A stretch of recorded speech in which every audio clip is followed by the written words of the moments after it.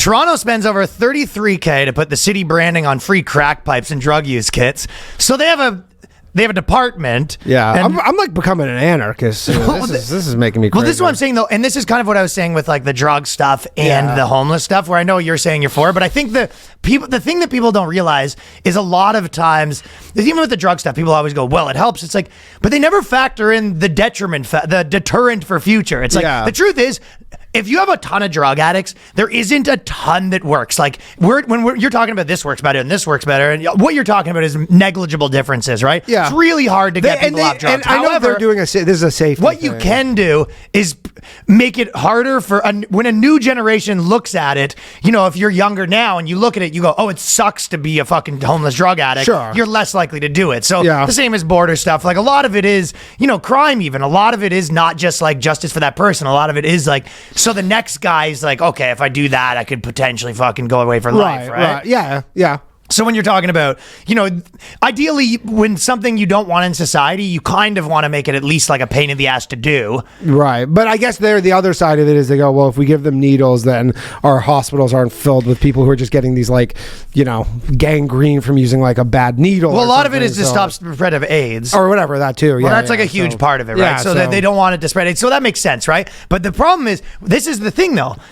When the government gets involved, especially some of these like real fucking, socialist governments, right? Mm-hmm. They have, exactly how this shook down. They're like, okay, we need to get some branding on there. It's like, well, the artist who, resizes the logo, that's 7 fucking G's. And, you know what I mean? And not only that, because people are like, why did they need branding on their crack pipes? Just give them the crack pipes. Like, why does there need to be this sticker that costs $33,000? But I'll tell you why, because I had a friend who worked. Yeah, tell me why. Because they have these budgets that have to be spent. I had a friend who worked at the Peel District Rip School. it down! Dude, I had a friend who worked at the Peel District School Board. Peelers District School Board. Like 15 years ago or 20 years ago or something. And she told me that one year they had a bunch of money left over in their budget.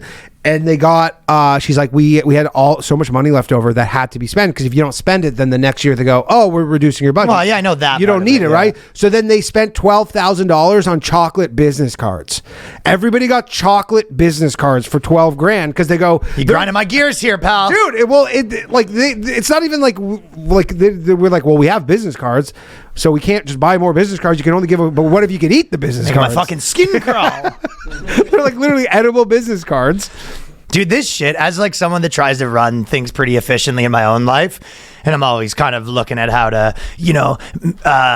make this run more smoothly, and what if I do this? Working with the governments at different times in my life, like when I did my series there, and I worked for the city, because I worked I was like a referee and at the hockey arena and stuff like that. So I've had quite a bit of expertise working with governments here and there, and I've had to do grant stuff, and it was like these people, you leave the meetings and you just fucking you walk in there and you just be like, okay, we'll do this and this, and you walk out there being like, I mean, we might need a committee to talk about it for a while, and you go, wait a second. They put you in a trance where you're like, well, we're gonna need I'll tell you what else works like that a little bit sometimes is unions. And this is my take on unions. I'm not really like pro or against. My take on unions is sometimes they're really good and sometimes they're really bad. Yeah, sometimes they can be. Because the truth is, it's like they're probably good in a scenario where people can really get taken advantage of, and in a scenario where it's not, all it does is make it harder for the business to run, and just like it straight up just becomes regulatory capture to kick people out. Yeah. Like for example, sometimes in acting, all it means is like a ton of actors will never be able to be in anything, but these people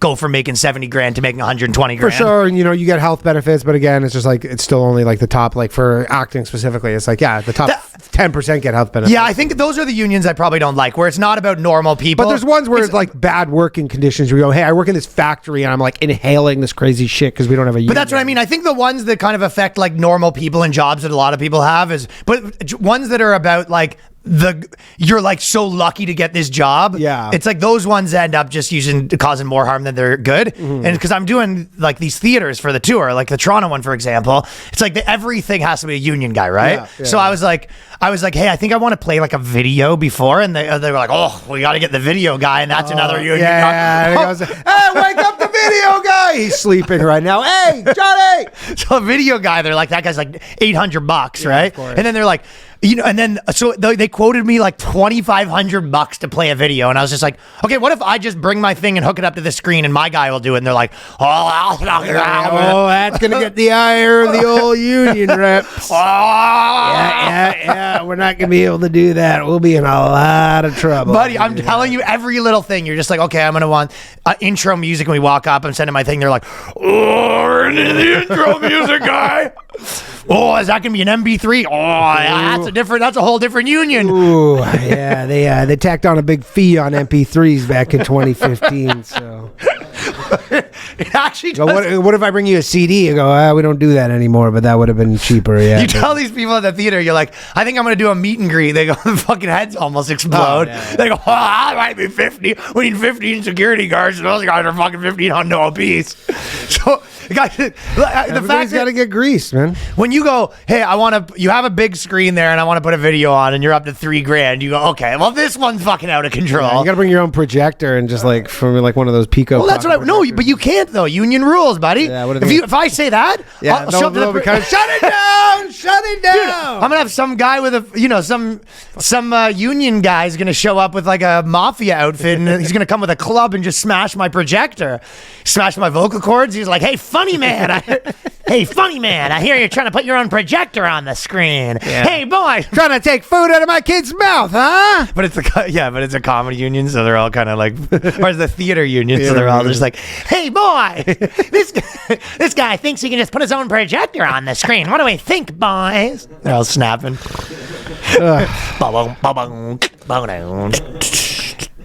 Hey, funny man. Oh, man. Not so funny now without your vocal cords, are we? They shave your head. But I mean, I guess they make it. That's how they do it. Is they just make it where it's like it's hard to get in the union, but once you're in, it's this plum gig. It's a plum gig, but I think in those ones. I mean, I've seen it in acting. I've been in the union, and you're just like, yeah, this is a sweet deal. That it's like legitimately make it impossible for anyone to make something. No one gets in, and because I'm on the top 1% or whatever, I'm in. And you're just like, yeah, I guess this is just regulatory capture for me. And you probably go to like the SAG or the actor offices, and there's 4,000 people who work there, and they're all just like doing nothing, but they're all making a wage. I think the working class siphoning off like unions probably help a little more when they're like jobs that are more like normal. Yeah, for sure. Yeah, I agree. Well, it's the same with the you work in a factory. The city's the worst one though, and when you work in the city, if you're that's what everyone always says. It's like that used to be the big thing everyone says is like you work really hard till you get in the union, then it is fucking chilling till death. Yeah, you can't be fired. Apparently the only thing you can get fired for is falling asleep on the job. That was like the only thing. So guys don't, because it's like a safety thing. Something. I actually never got further than what you can. To be honest, I never got to the bottom of it. It's probably the only thing they can say is like, hey, you endangered someone's life. We can fire you for that. But if you're just doing a bad job, they go, okay, well, do you think you could do a better job? And you go, I'll try. And they go, all right, well, I'm just going to write down that we had this conversation. So. That's generally what happens. Yeah, I'm sure there's lots of people that fell asleep that didn't, but that was the old thing. It was like you could never get fired once you got the thing. The people that were in like the union for the city, those guys were legitimately, they had their lawnmower was on just like a golden throne. Like they would just be driving around. Yeah. They would just do like one square at a time, and you just be like, hey, it was the last 3 hours and you only did one patch, and you're just like, union rules, I can't work more than. And I mean, they probably do partially come from if some keener, if you work too hard, then they go, well, there's always this assumption where you can, well, I guess you could maybe work a little harder, and then they go, whoa, like what the fuck did you just say to me? But they were like, hey, boy. You're like, I was actually working really hard.